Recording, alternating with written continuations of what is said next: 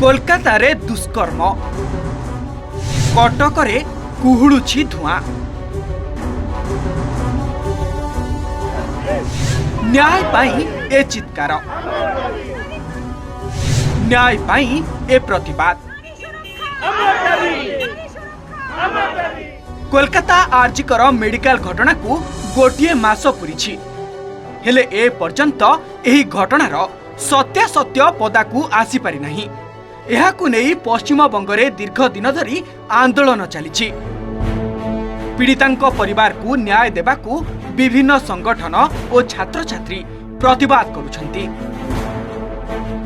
हेले ए दृश्य कोलकातार नुहे कटकरे रहुतुबा बंगाली संप्रदायर लोके एहाकू नेई सीडीए ठारे प्रतिवाद करिछंती। हाथरे प्लाक कार्ड और मोहम्मबती धरी पीड़ितांको पई न्याय मागिछंती।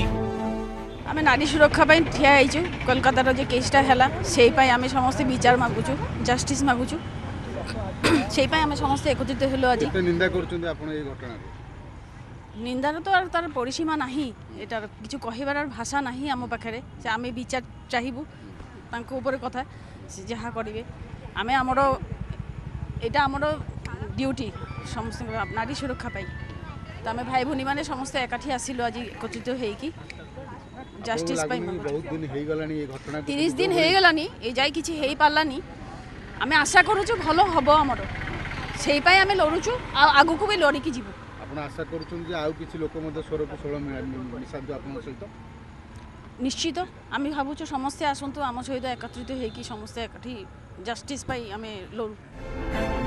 अगस्ट 9 तारिख रे आरजीकर मेडिकल कॉलेज रे डाक्तरी छात्री को दुष्कर्म और परे हत्या करा जायतिला। एहाकू नै कोलकाता रे निहा जळिबा सह पूरा पश्चिम बंगरे विक्षोभ करथिले विभिन्न संगठन और छात्र छात्री।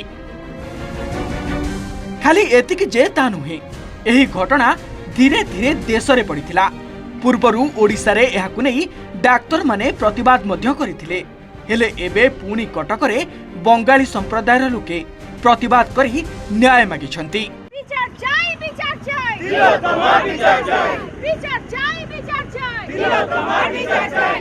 कटक रु प्रभात बिसोई रिपोर्ट ओटीवी।